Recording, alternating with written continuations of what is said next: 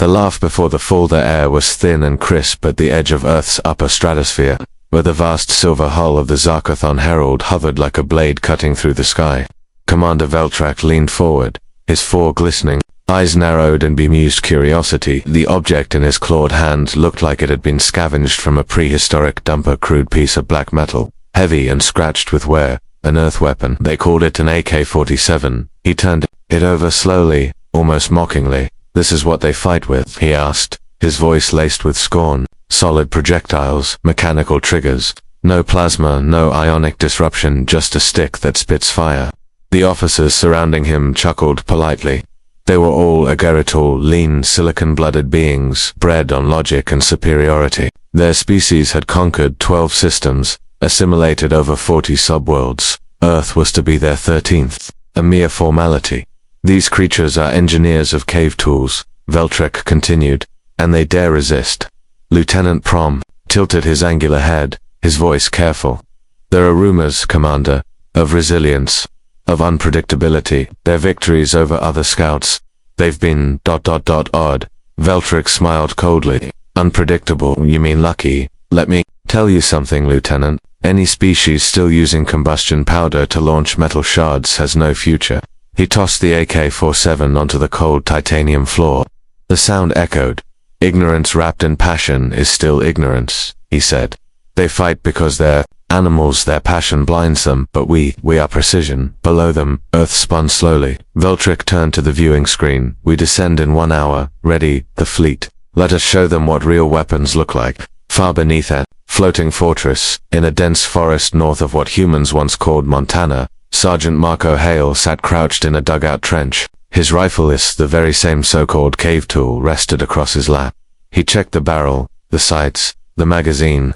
Every part mattered. Every part was his. His squad was silent, waiting in hidden dugouts, their eyes sharp, their breath slow. These weren't rookies. These were ghosts of Earth's last defense. Forcemen and women with scars, losses, and nothing left to lose. "We've got movement overhead," whispered Private Singh beside him, eyes on the radar scope. "Big, like ... mothership big." Marco didn't flinch. "Let them come."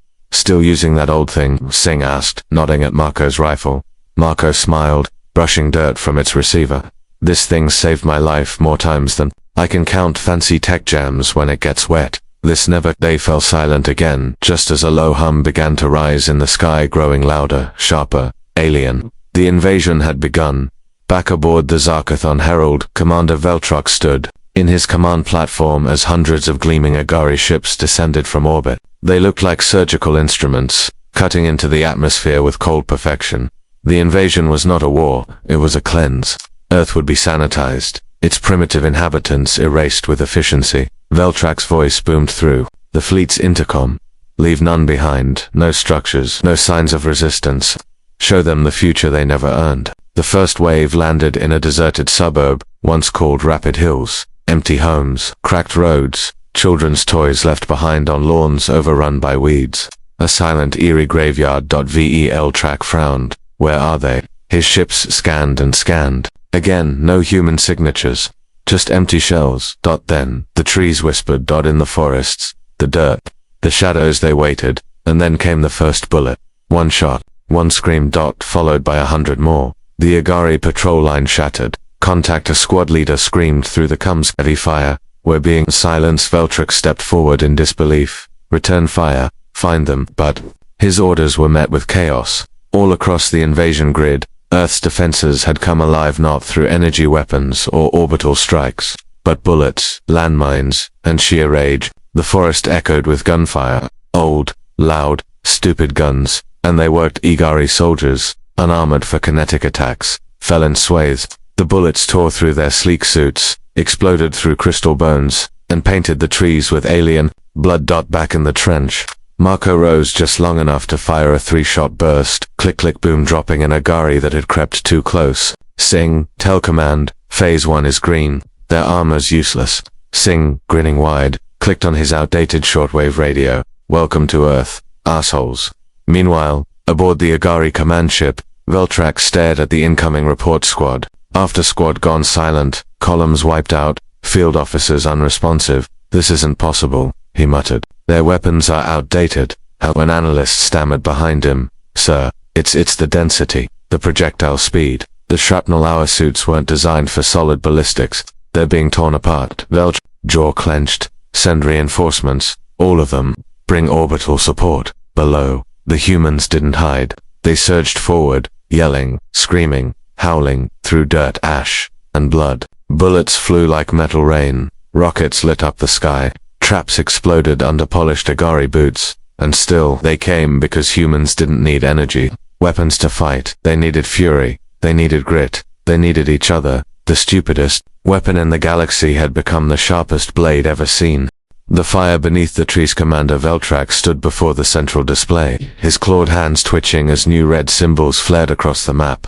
Each one marked a lost squads down, ships grounded, control points obliterated. His eyes glowed, dimly as if trying to process a reality that refused to match his predictions. This doesn't make sense, he muttered, half to himself. They're undisciplined, unorganized. How can they hold ground? They're not holding said analyst Kieran, her voice brittle with disbelief. They're hunting. On the screen, heat signatures showed human squads sweeping through thick forests and abandoned city zones like ghosts. They came in bursts and bushes from rooftops, flashes of muzzle fire in alleyways, exploding out of sewers and caves, and always those same weapons, loud, violent, crude, bullets, shrapnel, fire. Veltrak's pride cracked with each casualty report. He had underestimated them, yes, but it was deeper than that. He had misunderstood them. These weren't just soldiers, they were survivors. On the ground, Sergeant Marco Hale ducked behind the wreck of a rusted-out bus, the barrel of his rifle steaming from overuse. All around him, the air screamed with the sharp clap of gunfire and the distant rumble of falling. Igari transports, smoke stung his eyes, but he didn't blink. Reloading, he shouted. Private Singh crouched beside him, slamming a fresh magazine into his own weapon. The flanks are folding, sir. They're pulling back. Marco wiped sweat and dirt from his forehead with a torn glove. Don't let up. Push them into the flats. Make them run. The Earth fighters surged again, driving the sleek Igari soldiers back through terrain their scanners barely understood. Every route and trench, every blind curve was a trap. The Igari's elegant formation was useless against guerrilla chaos. They were trained for war. What they got was vengeance. Behind a broken gas station, an Agari squad tried to regroup, form a wedge, barked their leader. Repelled from cover, a Molotov crashed through the window. The fire bloomed instantly. Not plasma, not precision, just flame, glass, and hate. The Agari shrieked as their fireproof suits failed against a chemical cocktail up on the ridge. A human woman in camo grinned and pulled another bottle from her pack. I told them, she whispered to the wind. You don't fight Earth with manners. Commander Veltrak stormed into the weapon control chamber of the Zarkothon Herald. Technicians bowed as he passed, but his fury flared like a sunstorm. Deploy the disruptors, he growled. Sir, said one technician nervously, disruptors are built for energy warfare. I don't care. Do it. Flatten everything. Within a 50-kilometer radius, erase the terrain if you have to. High above, the Zarkothon Herald hummed louder, its belly panels unfolding to reveal rows of polished ion disruptors. They rotated, locked onto the coordinates of the forest. Then came the shimmer. It wasn't large, barely noticeable on scanners, a flicker in the atmosphere. A second later, a streak of blue light flashed from Earth's surface. One of the ion disruptors exploded in flame. Another followed, then another. In moments, 5 disruptors were gone, reduced to charred fragments before they could fire. Direct hit from surfaced orbit. Railguns, shouted Kieran. We didn't detect them. Veltrak's eyes twitched. Impossible. They don't have orbital tech. No, sir. They have railguns. Kinetic. No heat trace. No ion signature. Just ... speed. He stared at the fire-covered displays. The humans had built planetary defense platforms out of scrapyard metal, magnets, and hatred. And they worked. Get me visuals, he snapped. A feed blinked on, showing grainy satellite footage. A crude mountain base camouflaged under dead trees. Its barrels still smoking. Camouflage nets peeling away in the breeze. And behind the guns people. Mechanics, farmers, grandfathers, fighting for their home. Meanwhile, in a field thick with smoke and corpses, Marco and Singh pulled another squad from the dirt. The Agari had left a trail of bodies and they had paid dearly for it. We need to regroup, Singh muttered. Ammo's getting low, so's water. Marco stared into the horizon. The sun was dipping low, casting the field in a bruised red. Glow bodies lay tangled in the grass, both alien and human. "We hold this line," Marco said. Singh didn't question him. He knew better. Marco wasn't a man anymore, not exactly. He was something forged in the crucible of survival. A human with steel in his spine and ashes in his heart. From a nearby foxhole, another soldier climbed out, young, maybe 20, mud on his cheek, a broken helmet on his head. "Sir," he asked quietly, "why don't they just leave?" Marco looked at him. "Because they think we're weak, and maybe they can't imagine losing to a species that uses weapons older than their grandmothers. But we're winning. We're surviving," Marco corrected. "That's our talent. That's our curse. We don't stop. Not ever." Far above, Veltrak collapsed into his command chair, the weight of the day pressing against his very soul. He had lost more than soldiers. He had lost control of the narrative. The primitive species he came to conquer had shattered his war map, broken his arrogance like glass underfoot, and now his fleet was trapped in a meat grinder of chaos, fury, and gunpowder. Buzzed. It was High Admiral Graven, orbiting aboard the Celestial Spine Commander Veltrak. He barked. "You were sent to pacify, not provoke." Veltrak's voice cracked. "They don't fight with strategy. They fight with rage, with insanity. Their weapons are blunt, outdated, but their will is devastating. Withdraw before it spreads." "I can't. It's already everywhere." He looked down at the battlefield. A firestorm danced across the tree line, and through the haze he saw dozens of human silhouettes moving forward, rifles in hand, eyes glowing like coals, not afraid, not even tired, just ready to fight again and again and again. The collapse of precision. The silver towers of the Zarkothan Herald shook again, not from internal systems, but from something far worse. Impact. Commander Veltrak stumbled slightly, catching himself against the cold alloy railing, his eyes snapping. To the overhead monitor, a projectile, traveling nearly Mach 7, had struck the dorsal sensor array. No explosion, no fancy ion trail, just a solid hunk of metal moving faster than sound, launched, presumably, from a machine welded together in a human shed. He clenched his jaw as alarms continued to echo through the control bay. "Status, they've adapted," Kieran choked. "They're tracking our positions faster than we can relocate. Every time we land, they're already waiting. Improvise, we are, sir. They're just ... better at it." The sentence hung in the air like smoke from a house that shouldn't have burned. Veltrak's claws dug into the edge of the console. He couldn't accept it, couldn't even comprehend it. Every metric, every calculated advantage was on their side. Superior weapons, shields, communications, air support, orbital dominance. And yet, the humans fought like ghosts and devils all at once. Their strategy had no pattern, no rhythm. It was like trying to cage a wildfire with tweezers. The tactical map updated again. More red markers. His forces were being driven away from the key forward zones they had once secured. This wasn't a resistance, it was a reversal. He hadn't just failed to conquer Earth, he had begun losing to it. In the ruins of a collapsed overpass, a squad of humans dragged bodies from the rubble, half alien, half their own. Corporal Jenna Locke moved carefully, her boot crunching over shattered Agari tech with every step. She saw another reminder of the absurdity of this war. Plasma casters destroyed by bullets, sensor drones rendered blind by mud and tinfoil, traps, towering mechs disabled by landmines built from old engine parts. She crouched near a wounded Igari, his leg bleeding thick blue fluid, eyes blinking erratically. "Why do you keep coming?" she asked softly. He hissed through pain. "You're insects, we were told ... You break." Jenna leaned in. "Then maybe you were told wrong." She stood and waved her team forward. Behind her, the Agari gasped. "Your guns. They are not smart. They are ... crude." Jenna didn't turn around. "Yeah," she said. "But they don't need to be smart. They just need to be loud, and we never run out of noise." Elsewhere, hidden within a hollowed mountain, a war council of Earth's remaining generals, engineers, and volunteers convened under low red lights and stale air. They were old, weathered, worn thin by decades of planetary tension, resource collapse, and political ruin, and yet, now, they stood taller than they had in years. A young communications officer approached. "We've received intercepted chatter from the alien command ship.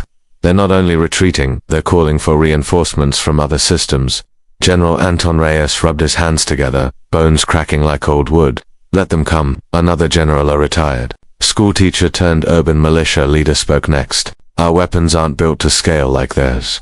If another fleet joins, we can't hold." Reyes shook his head. "Then we'll build more. From scrap. From rail steel and car parts. Hell, if we run out of bullets, we'll throw bricks. It's not about matching them. It's about reminding them what they never understood. He turned toward the warboard. Satellite images and heat maps were taped onto it like some ancient campaign. In the corner was a faded photograph of a child holding a homemade sign during a past Earth crisis. The message on it read, "We're still here. Tell every resistance cell on the globe." Reyes continued, "No more hiding, now we hunt." Back aboard the Zarkothon Herald, Veltrak prepared for a live transmission to the expansive command. Orbiting the gas giant Jorvik, he stood rigidly, trying to mask the burn scars that crept along the side of his face, souvenirs from a blast that had come within inches of vaporizing him during a failed landing in northern Africa. The communication flickered to life. A face appeared, Ambassador Velnath, his features shrouded in gold, arrogance spilling from every pixel. "What is the status?" There was no pride left in him, only trembling restraint. "We are encountering severe irregularities. The humans, they are ... unrelenting, and despite outdated tools, their tactical execution is devastating. Our weaponry is ineffective in close quarters. Our troops are demoralized. We did not anticipate their culture." Velnath frowned. "Culture," Veltrak nodded. "They view death differently. They view loss differently. They do not fold when cornered. They ignite. Our forces can't psychologically match their resilience. And their weapons." Veltrak hesitated, then spoke slowly. "They are ... stupid, in every way, and that's the problem." Velnath narrowed his eyes. "Explain." "They don't rely on signals or grids. They don't jam. They don't fail when EMP bursts fire. They just keep shooting. And humans keep pulling the trigger." That night, as fires danced across the edges of once green forests, Sergeant Marco Hale sat beside a small campfire, a cigarette dangling loosely from his fingers. Around him, his squad cooked canned beans over open flame, cleaned weapons, and patched gear with whatever thread and hope they had left. Singh stirred the fire with a stick. "How many more days like this, you think?" Marco didn't answer. "Right away, finally," he muttered, "till they stop coming." "You think they will?" "No." A silence settled. Then Marco smiled just slightly. "But one day they'll remember, not the guns, not the tech, but the fact that Earth didn't fold. That we screamed into the void with our last breath and made the void blink first." Singh leaned back. You sound like those old-school rebel fighters from the documentaries." Marco shrugged. Maybe we're just farmers with guns. Doesn't really matter, does it?" From the trees, a scout jogged in, winded, but grinning. "Sir, you need to see this." Marco followed him to the ridge. Down in the valley, doesn't snow, hundreds of civilian fighters were arriving. Engineers, former miners, hunters, teenagers, carrying everything from bolt-action rifles to sharpened rebar poles. No uniform, just fire in their eyes. Earth wasn't defending anymore, it was rising. The last doctrine. The moon hung low over Earth like a dim witness to chaos, its scarred surface reflecting flashes of fire from below. Commander Veltrak watched from the dim interior of his damaged flagship, his eyes hollow with disbelief. The Zarkothon Herald had sustained more hits in 3 days than it had in 3 centuries of interstellar campaigns. His fleet had been reduced to fractions. Whole legions were gone. The wide deserts of Asia and the mountains of the Americas were not proving to be targets, they were proving to be traps. The more the Agari deployed, the deeper they sank into a planet that refused to be taken. A war council flickered to life within the bridge's holochamber. Holograms of surviving officers from other starships, each looking more worn and battered. Then the last filled the room with overlapping voices. "We've lost communication with Sector 9. Civilian resistance in France has captured an aerial dreadnought. We underestimated the humans' terrain adaptation. They ambush like phantoms and disappear faster. Several hundred of our infantry were taken prisoner, sir. They're being fed, treated, yes, like people." Veltrak raised a hand. Silence returned like a falling curtain. He looked at the projections. Leaders who once laughed at the idea of Earth putting up more than a day's worth of resistance, now they looked like cornered beasts. Hollow, scared. "This ... has ceased to be a conquest," he said quietly. "We are no longer invaders, we are prey." In the Appalachian woods, the wind moved heavy between trees pocked with bullet holes and stained with alien blood. Sergeant Marco Hale crouched next to an overturned armored Igori scout vehicle. The smell of plasma still lingered, but it was fading, replaced by pine, smoke, and the faint electric scent of spent brass. He adjusted his radio, now patched together with bits of copper wire and scavenged circuitry. Command, this is Echo 12 scout vehicle down. We're pushing west. Area clear for another 30 meters. How's the grid? The voice on the other end crackled. Grid's a mess. Solar's flickering. Wind's better. You'll have power for maybe an hour, enough to charge your sights and patch armor. After that, you're back to human instinct. Marco smirked. That's the only power I trust. He clicked off the comm and waved his team forward. Behind him, a group of local volunteers emerged, ex-miners, hunters, a school janitor turned demolition expert. Their equipment varied wildly. Some had rifles, others used crossbows, repurposed nail guns, even sharpened pipes. One of them carried a heavy cast iron pan slung across his back like a warhammer. They weren't soldiers, they were the last doctrine. The doctrine wasn't written, it wasn't taught, it wasn't a military plan, it was a feeling. It was passed through nods, handshakes, firelight, and pain. A doctrine born in humanity's bones long before it ever reached the stars. It went something like this. If they come for our homes, we will drag them into the dirt. If they come for our skies, we will blind them with smoke. If they come for our cities, we will turn every wall into a shield. If they come for our people, we will show them what it means to be human. And if they still don't stop, we fight until there is nothing left of us to kill. Inside a crumbling university in southern Canada, children sat huddled around old plasma screens as a woman in a patched uniform explained how to operate a firearm. The wall behind her was covered in chalk equations, graffiti slogans, and taped-up photos of missing family members. Safety's here, she said softly, showing the lever. But the real safety, that's you. Stay alert, never fire unless you know what's behind your target. A boy with bruises on his cheek raised his hand. Miss, if the aliens come here again, will you shoot them? She paused. Then, crouching beside him, she nodded. If I have to. But, do we have enough guns? She smiled sadly. We have enough humans. Back in orbit, Ambassador Velnath's voice thundered through the ship's command center. This is a disgrace, Veltric. The Council demands order. Do not confuse empathy with strategy. Do you understand what you've triggered? Veltric stood at attention, one eye swollen from an earlier impact. I understand, ... We were wrong. Wrong about them, about everything. They are not a lesser species. They are a different weapon entirely. Velnath scoffed. Their technology is hundreds of years behind. Veltrac's voice lowered. Technology didn't stop them from killing us. They are passion made flesh, will made weapon. Every wound we give them becomes a rallying cry. Every loss makes them louder. And what do you suggest? Surrender. No, Veltrac said. There will be no surrender, not from them, and not from us. But I suggest this, Ambassador. You prepare the archives. Because no matter how this ends, the galaxy will remember Earth. He shut the comm before the ambassador could respond. In South America, near the remains of a collapsed orbital drop site, the locals had built a shrine, not to saints, not to generals, to a broken rifle. The weapon had been recovered from the body of a young woman barely out of high school who had refused to leave her town even as the invaders descended. She had taken out 3 Agari with her bolt action before, falling to a plasma round. Now her rifle stood in concrete, and people came to light candles. They didn't chant, they didn't pray, they just promised to fight harder. In that same region, drones small and clumsy buzzed in the air like metal insects, controlled by teenagers who had learned coding from pirated DVDs. They rained hellfire down on Agari patrols from hidden tunnels. One drone bore a phrase scrawled on its shell. I may not be smart, but I'm angry. Night fell again over the burning Earth. Commander Veltrac stood before the fractured viewport of his command chamber. The stars outside looked cold and judgmental. His second-in-command approached slowly. We received a message from ground forces, attempting to surrender. Who? Veltrac asked. Our own. He said nothing. The humans gave them water. Still Veltrac was silent and ...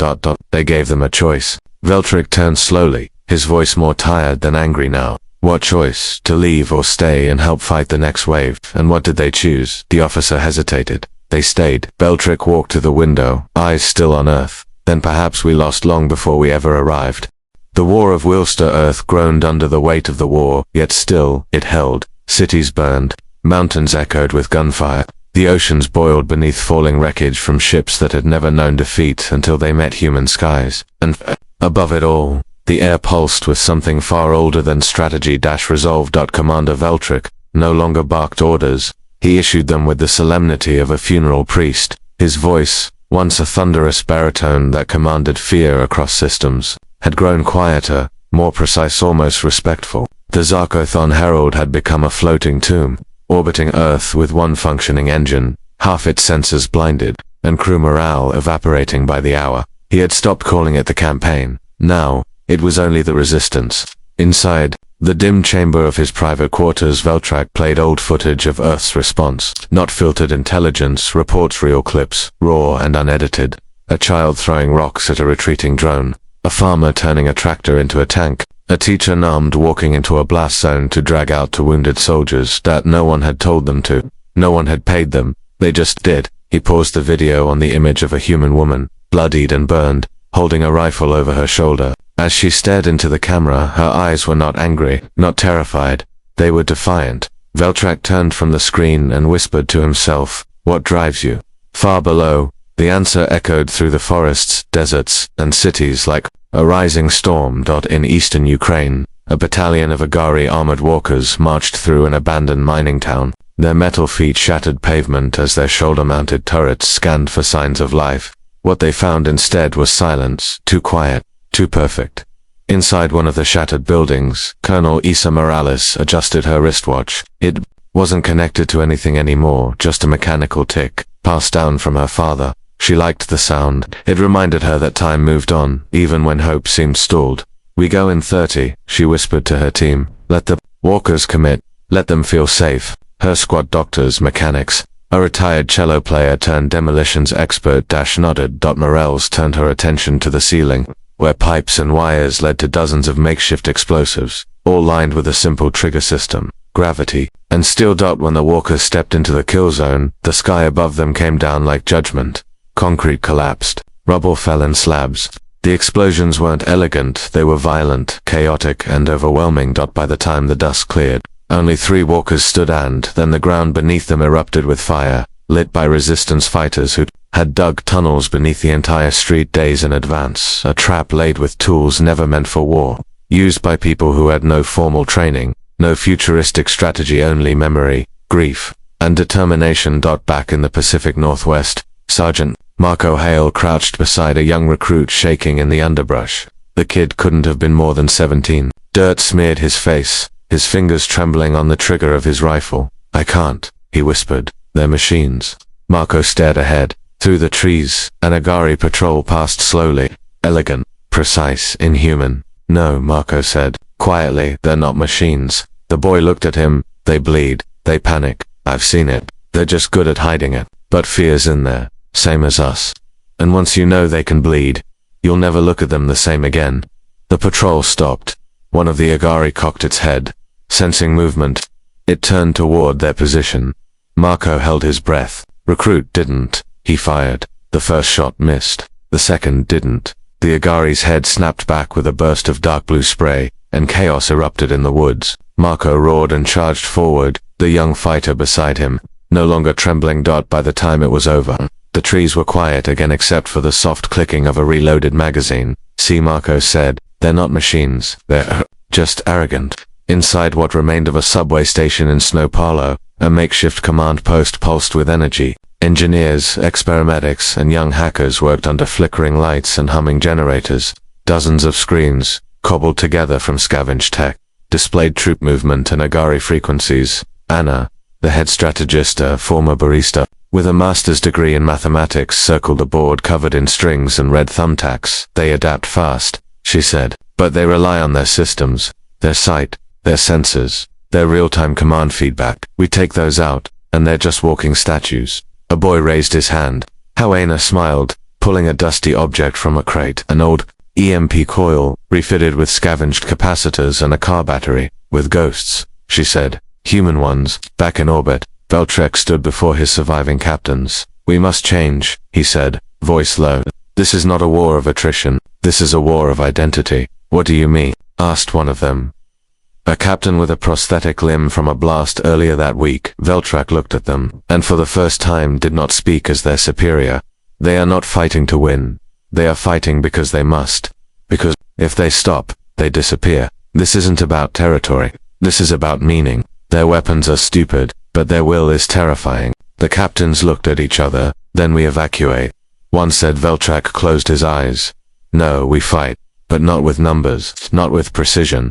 We fight with humility. Or we lose to a species we called beneath us. At sunset, somewhere, in the burned plains of Central Africa, two forces clashed. On one side, sleek walkers and energy drones. On the other, men and women with AKs, steel plates duct taped to their chests, and fire in their eyes. And when the dust cleared, both sides had lost, but only one of them sang. Yes, they sang, the humans, bloodied and limping, sang under the firelight. A song without words, a hum, a chant passed from breath to breath, reminding them that they were still alive and that they remembered that it was the kind of song that didn't belong to a nation, that it belonged to survival back in the cratered plains of Texas. Marco and Singh watched as a group of civilians, armed only with hunting rifles, chased an Agari scout ship into the hills. Laughter echoed after gunshots. Cheers followed as it exploded in a ball of smoke and fury. Singh looked up. You think they'll remember this? Marco lit a cigarette. Doesn't matter. Why? Because we will. He looked across the field. We always remember what it takes to be human. The breaking point, the stars above Earth, no longer gleamed with mystery. They burned with the wreckage of ambition. Once pristine Agari ships floated in slow, silent orbits, their surfaces blackened, hulls torn open like cracked bones. Satellites, human and alien alike, drifted uselessly among the debris of war, while below, a planet bled and roared. Commander Veltrek stood at the edge of what had once been a sacred observation platform on the Zarkathon Herald. Now it was shattered glass, flickering displays, and bent steel. A fire had broken out near the starboard wing, but no one had bothered to put it out. The flames cast long shadows behind him as he gazed down at Earth. He could see plumes of smoke, stretching like veins across every continent, yet the more destruction he saw, the more it unnerved him. Not because the humans were losing, but because they weren't surrendering. Each city they lost birthed 5 more resistance cells. Every bombardment seemed to harden them. Where they expected collapse, they found reconstruction crude, fast, and defiant. Streets turned to kill zones, sewers into warpaths, schools into strongholds, and it was spreading. Not just in the jungles of Brazil or the mountains of Afghanistan. Now, the battle was in orbit. And that was impossible. The orbital elevator that once connected the Earth's surface to Lotmosphere Industries had been dead for over 50 years, a relic of a better time. But the humans had repurposed it, turned its tangle of cables and girders into a massive slingshot of kinetic energy. At the base of the broken tower, human engineers, some barely old enough to drive, had loaded decommissioned satellite cores into reinforced barrels made from train parts. With scavenged rail magnets and sheer audacity, they launched solid metal projectiles skyward at absurd speeds. And now, in space, those primitive slugs tore through Igari armor like paper. On board the crippled Velak ship mined just 2 kilometers from Veltrak's flagship, the crew didn't even have time to scream. One shot, one impact, one silent flash of light, and the ship imploded in on itself, dragging its crew into a fireless death among the stars. When the explosion lit up the distant horizon, Veltrak didn't flinch, but he felt it, a tremble. Not in the ship. In his soul. Below, the fighting in Eastern Europe had reached a fever pitch. The cities were gone, just bones and shadows now, but the resistance dug deeper, finding fire in rubble and rage in silence.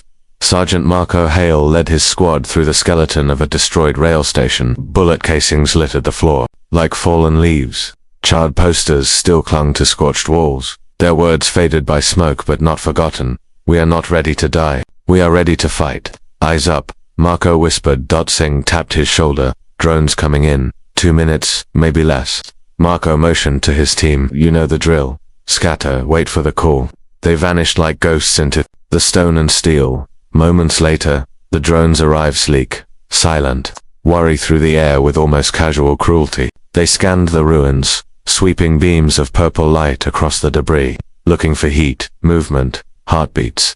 They found none. Until Marco's voice crackled over shortwave comms. Now, a blast of noise erupted from every direction, set to maximum volume, blaring with static voices, even music, jazz, punk rock, war songs. The drones flailed in confusion, their sensors overwhelmed by the analog chaos. That's when the resistance struck. Javelin spears made from scaffolding, bolt-action rifles fired from sewer grates, grenades launched from slingshots, improvised explosive arrows. The weapons were crude, the results were not. 3 drones fell in flames. The 4th exploded, Mid-air as a young girl tossed a lit flare into its intake vent when the last drone crashed. Cheers rose from the smoke dot, and in the distance, somewhere, between exhaustion and madness, someone began to laugh. In the Agari War Council orbiting the outer rim of Earth's atmosphere, Admiral Cavrix pounded a clawed fist onto the holotable. We have the numbers, we have the skies. What more do you need to crush these animals? Veltrak's image appeared via transmission, his face pale, eyes shadowed. Understanding, he said simply. Understanding, Cavrix sneered. Veltrak nodded. You treat them like a puzzle.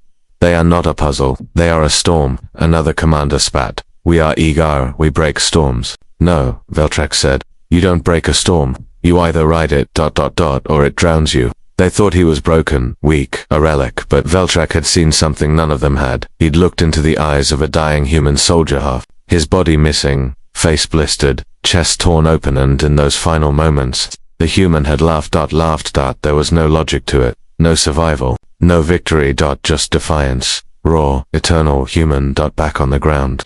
In what had once been New Delhi, Anatha strategists pored over intercepted alien frequencies. They're beginning to fracture, she told her team. They're turning on each other, arguing, fighting over resources, leadership, pride. Someone asked, so, they're human now. Anna looked up from her monitor. No, she said, they're what we were before the war. Divided, superior in tech, but not in will. She pointed to the newest satellite feed, a grainy image of Agari dropships being hijacked, mid-air by gliders built from skyscraper debris and parachute fabric. A group of humans had literally jumped onto them mid-descent. Those idiots, someone whispered. They're flying with furniture. And they were winning. Commander Veltrak stood alone in the wreckage of the command deck. The transmission from Earth came It wasn't a threat, not a demand. It was a message from a child, maybe 10, seated before a flickering camera. He had one eye swollen shut, a bandage on his neck, dirt across his cheeks, but his voice was clear. My name is Leo, he said. You came to scare us, you came to destroy us, but we are not afraid. He held up something, a battered teddy bear missing an arm. This is all I saved when my house burned, but I'm still here, and so are we. Veltrak turned away from the screen. He didn't cry, he didn't scream, he simply sat, and for the first time in his long, proud life he didn't feel superior, he felt small, because Earth was not just a planet, it was a mirror, and what he saw in that mirror was terrifying, not because humans were monsters, but because they were broken, and they had learned how to fight while broken, and now, they were unbreakable. The last stand of the simple weapon, the sky above Earth, had turned grey, not with clouds, but with ash and steel. Fires burned in every hemisphere, casting halos into the atmosphere like celestial scars. The remains of shattered fleets drifted, like broken teeth in orbit, and the ground below trembled with the footfalls of machines and the rumble of gunfire that never truly stopped. It wasn't just a war anymore, it was a reckoning. Commander Veltrak stood motionless at the edge of a fractured landing bay, staring out into a horizon he no longer recognized. His once glorious uniform was torn and stained. His medals hung half-melted against scorched fabric.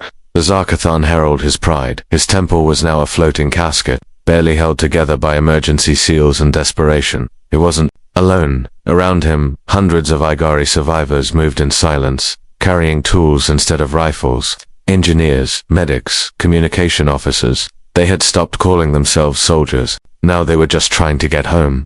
But Veltrak wasn't. He hadn't left Earth's orbit. He couldn't. Something in him wouldn't allow it.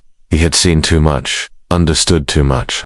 He had arrived expecting to crush an inferior world. Instead, he had witnessed a miracle, and that miracle was wrapped in rust, barbed wire, scars, and blood-soaked boots. Humanity's greatest weapon wasn't technology, it was resolved. In the heart of a ruined stadium, outside what used to be Paris, humans gathered by the hundreds. They were dirty, emaciated, and some were limping, coughing, barely standing, but they were there.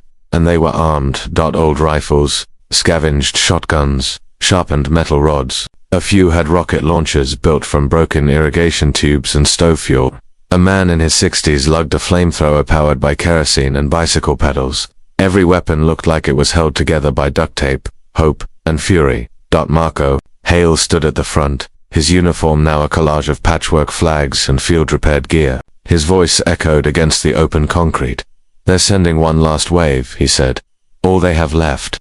They think they can finish this, break us, flatten the cities and wipe out the nests of resistance. He looked out over the sea. of exhausted but unbroken faces. They still don't understand. They think we're defending this planet. He raised his rifle. We are the planet. A roar erupted from the crowd, not of celebration, but of unity. A sound born from sleepless nights, from burying family with bare hands, from drinking muddy water, from running out of everything except will.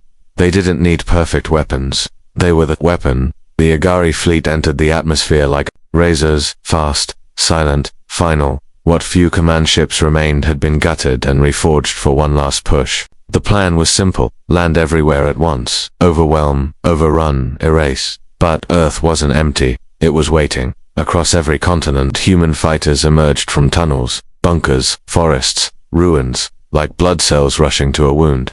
No flag, no central command, just instinct and grit. In the shattered remains of Times Square, teens launched bottle rockets tipped with sharpened nails into the belly of drop-dash ships. In the Sahara, old nomadic tribes on motorbikes led eager-eye patrols into sandstorms, where visibility dropped to zero and the bullets never missed.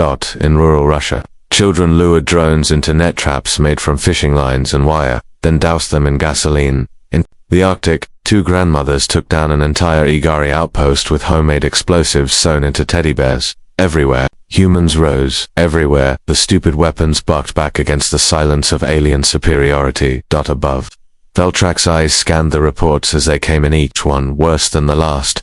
Entire platoons lost.